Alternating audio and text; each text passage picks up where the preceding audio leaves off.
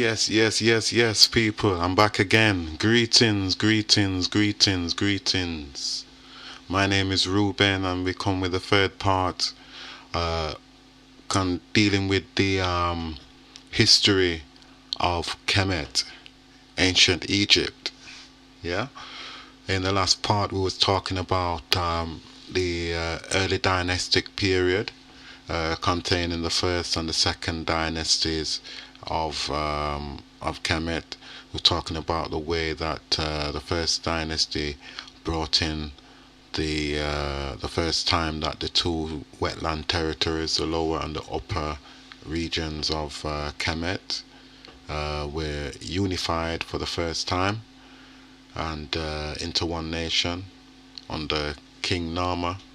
Talked about the way that the people, the royal servants, who were mainly from the northern Egypt region, the lower Kemet, who were made to, or expected at least, to sacrifice, lay down their lives for the king, and on his death, during their life and after as well, and the way that that service was reciprocated from the monarchy, and in the way that their families and such would be looked after, and really catered for, might be a good word.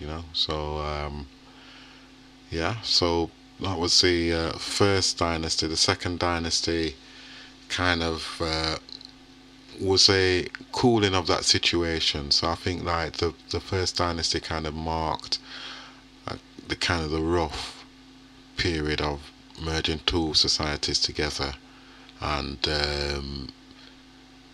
kind of a growth of maybe a class division, maybe something that they existed anyway in the first place. So it was kind of maybe a thawing of something what was happening already in some sense, or at least in the psychology of the two nations. And the second dynasty kind of marked a bringing to an end of that, with the coming in of the king Hotep Sepwemwe. Let me just scroll back through my notes and see if I can pronounce his name properly. His name actually meant peace and unity, right? And his name was Hotep Sekemwe, yeah. And his name meant peace and unity, and it kind of marked a time, really, you could say, with the growth of the Horus deity, who was like the Christ deity. It kind of marked a time where you could say that Christ brought peace and unity to the society, to the world. Yeah, so that was kind of the doctrine that comes out of that philosophy, really. So even back from those times in Egypt, in ancient Egypt, the doctrines that would come out in the Bible had already existed. Okay, so we went into the second dynasty, how the second dynasty started, and talked about how it existed for 200 years, right up until the time of the third dynasty in the year 2686 BCE. Yeah, so the third dynasty marked the beginning of the next era, which is the era known as the Old Kingdom of Kemet. Yeah, so the first king, I believe, if I'm reading my notes right, the first king of the third dynasty was called King Joseph. Yeah, and he had an architect by the name of Imhotep. Yeah, his name meaning one piece. I don't know if you could interpret that in the sense of saying one love, like as the saying of Marcus Garvey, one love. But in as I understand it, the interpretation of the Imhotep would be a more accurate interpretation would be to say one piece, which isn't a massive kind of diversion from saying one love anyway. Okay, so Imhotep, amongst his titles given to him by King Djoser, was he was a high priest of Ra. Okay, other titles included being the chief carpenter. Let me see if I can pull up some of these things. It was written because it was quite interesting at the time when I came across some of this information. So it was the king's chancellor and the high priest, as well as being the chief carpenter, sculptor, and vase maker, plus other titles that made him both respected and invaluable in royal circles. It was interesting that when I came across that, I noted that he was a chief carpenter, because if you remember in the Bible stories, Jesus' father Joseph was a carpenter.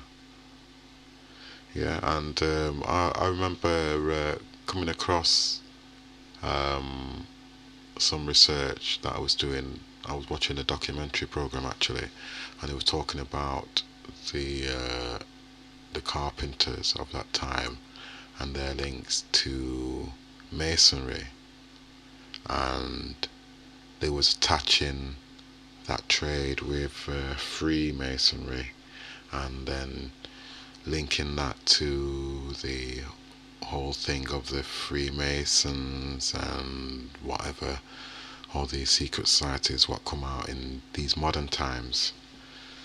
So that kind of raised a couple of questions in me at the time, and I think the conclusions that you can draw from it really, and the link or the supposed links that they attach to it is the whole way that things from ancient history have been kind of taken and then transformed to suit whoever was using that information and what they wanted to use that information for, which was usually to exploit or to gain power for themselves in some way. So yes, it was interesting. It was interesting to see that Imhotep was such a powerful person. So he was with so many titles. He was commissioned by King Djoser for stone building projects, including the first step pyramids. Yeah, so the first step pyramids were built looking at around the year 2667 BCE. Okay, the grandness of the step pyramid design specified a belief in the resurrection, right, which is the Ka, yeah, the rising up of the soul. Okay, the soul being the solar atom. You know, when they refer to the atom as being the sun disk is effectively a reflection of the atom, the inner atom, which is the soul, the central source of life, physical life. You know, the source that provides your body with the heat. As soon as that soul is gone, then your body turns cold because it's dead. So the solar atom is the soul, and the Ka is the rising up of the soul, the resurrection. Okay, so the resurrection is signified through the triangular shape, the A, as we would in the alphabet, it would be the capital A. Yeah, which is in the modern alphabet, the A signifies the alpha, the beginning. Yeah, so Ka, the raising up, the resurrection. The resurrection, of course, being something that is mentioned again in the New Testament, with the which is a central, probably a central focus point of Christian belief in the resurrection of Jesus. So that philosophy is coming from the Ka, the resurrection.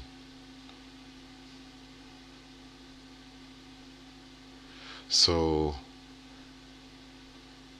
if I repeat myself again, yeah, the grandness of the step pyramid's design specified a belief in the resurrection, the Ka, of the soul atom, in relation to the dead King of Kings. The King of Kings being the head of state, yeah, the Pharaoh. So incidentally, similar step pyramids would also emerge in what we call modern day southeast Nigeria, which was at that time, or at least historically, it was the territory of Igbo land. Yeah, the people of Igbo, who is a nation, an ancient nation within modern day southeast Nigeria. That's significant because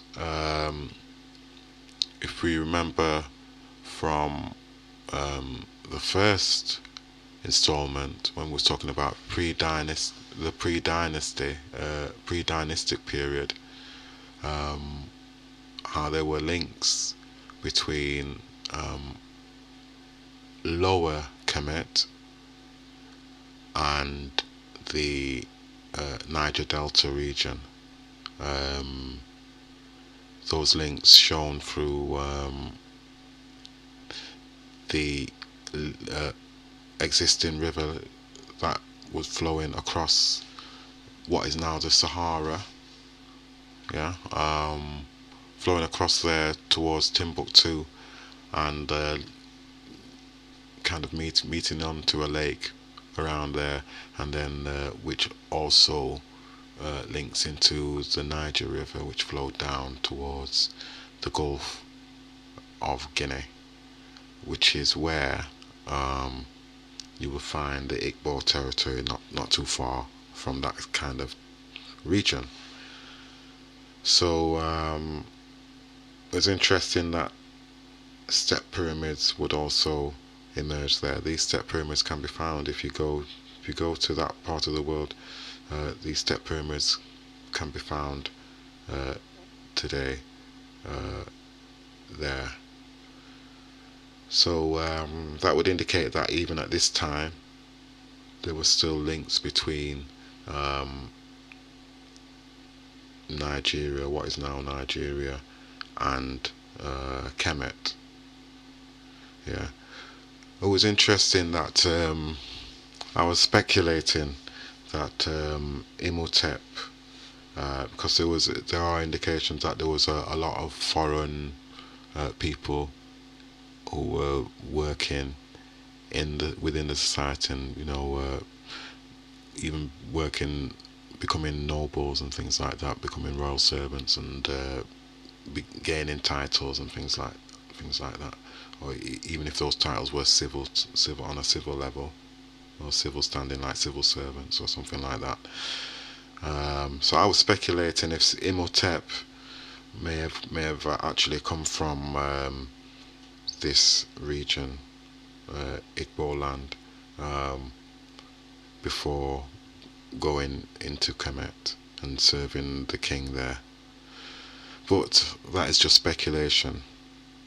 So, like I said, the third dynasty lasted for 70 years, and would take us into 2016, no, sorry, 2613 BCE, at the start of the fourth dynasty. So the fourth dynasty is a time of peace and prosperity, allowing for more artistic and cultural type pursuits, including major innovations in the design and construction of pyramids.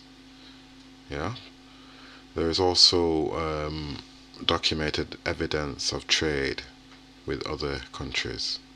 So this is a period where you're seeing kind of evidence of international, you could say, international trade, trade beyond their borders. So you'll be looking at places like Libya, north towards the north. These people were African, still African people, as opposed to the kind of people that you find there now, which are basically conquerors over the kind of different centuries and different different invaders and things like that of that northern region. So the people that you find in Libya now are not the people what you would have found in Libya in, say, 2600 BCE. So there was evidence of trade there, and also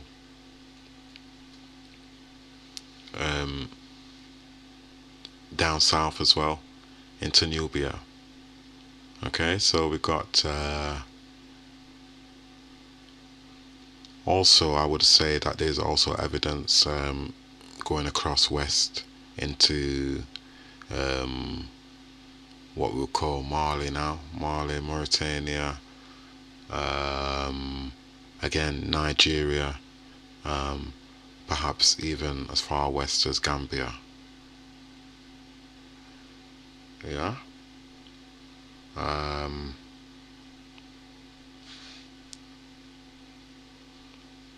Okay. So we're going to go into the fifth dynasty. All right, the fifth dynasty started 2498 BCE, and acknowledgements to the spirit force Ra as a prominent deity marks the beginning of this dynasty. Alright, this is shown through temples which are built during this period in dedication to Ra. Yeah. Their religious persuasion will see another change towards the end of this dynasty, when the king of the ancestors, Osiris, takes a greater level of importance. Yeah, so the Osiris story, if you haven't heard it before, is basically it kind of linked to the creation story, and Osiris is a spirit who has his wife Isis. He's a king of Egypt, or king of ancient Kemet, and his queen is Isis, and he has a brother called Set, and his wife, mentioned in the first installment, was called Nephthys. Yeah, so Set became jealous of Osiris and wanted the throne for himself. So I'm really cutting the story short, really. So Set attacked Osiris, killed him, chopped him up into several little pieces, and scattered all of the various parts of his body, all over the place.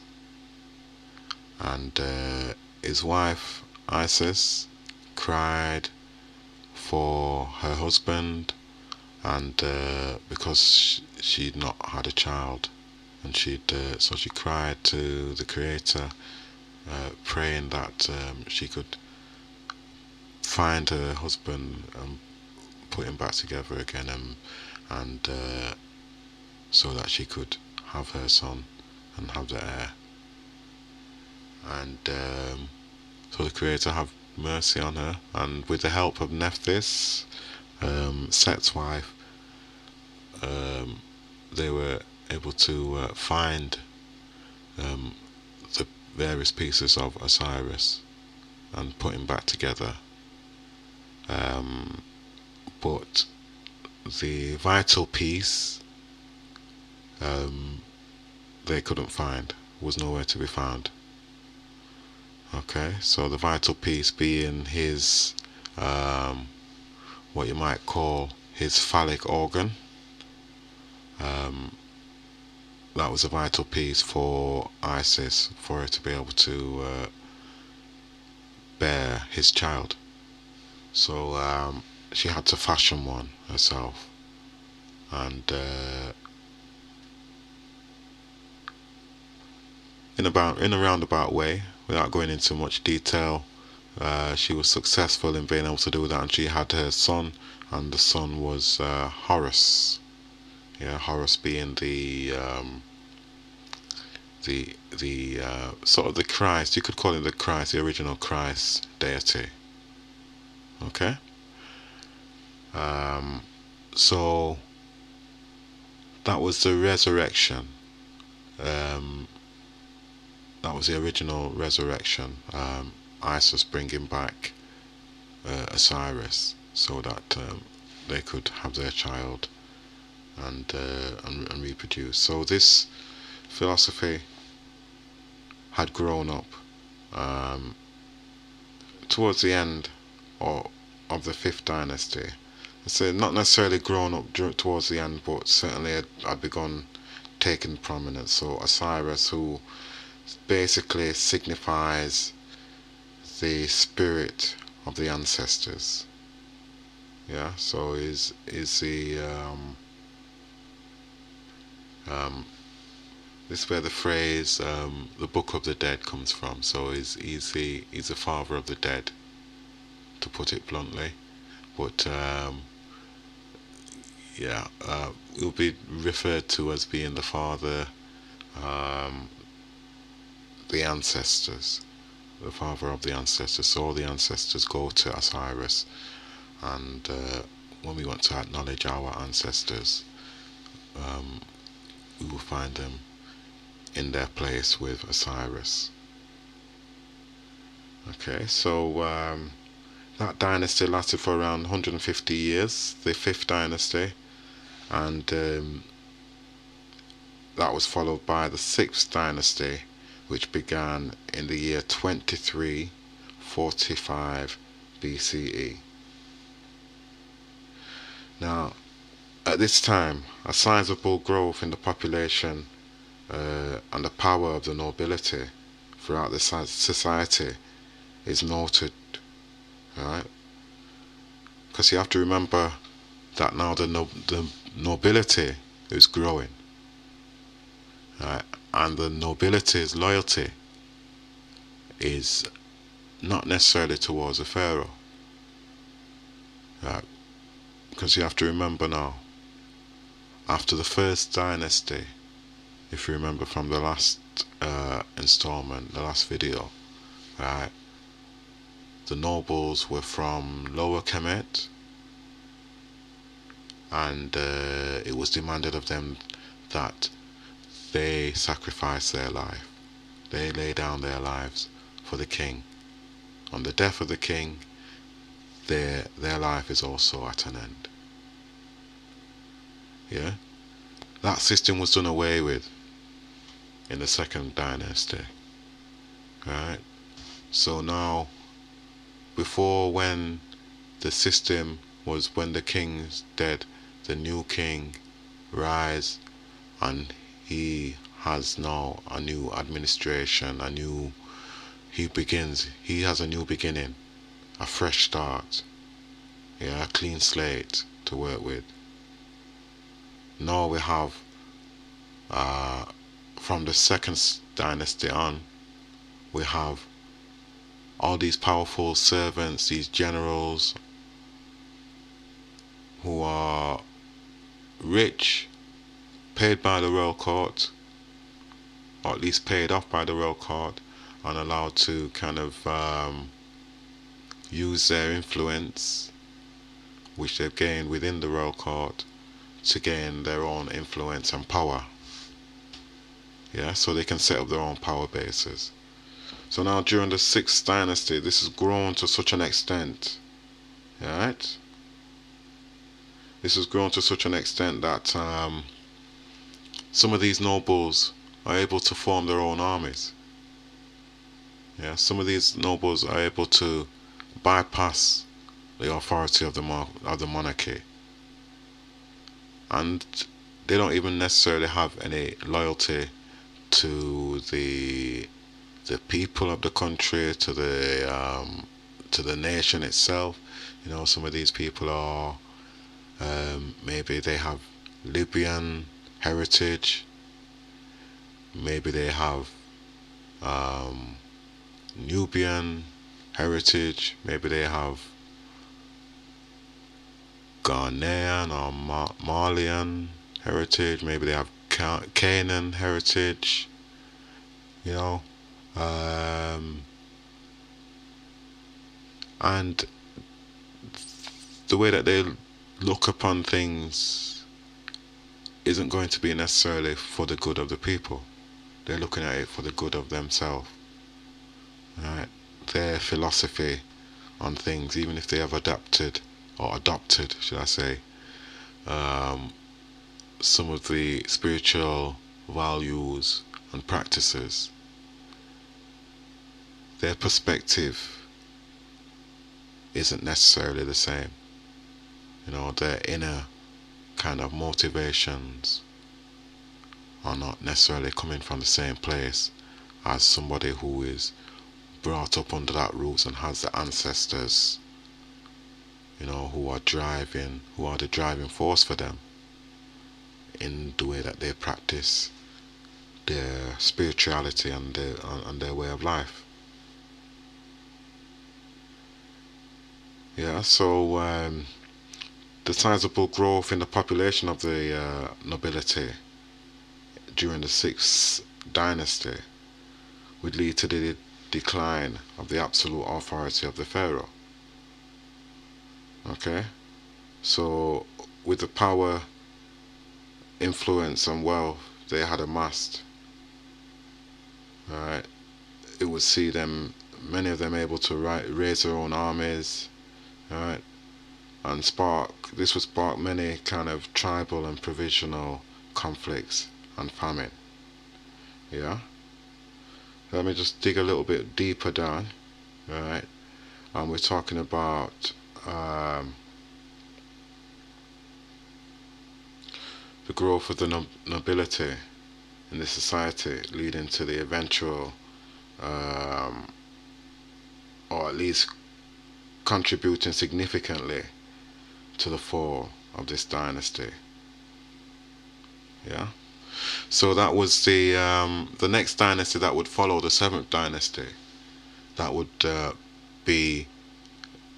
mark the end of this period of time in the history of Kemet, of the Old Kingdom. Yeah, so we'll be talking about the next period in the next video. So until such times, blessings to y'all, and we'll see you later.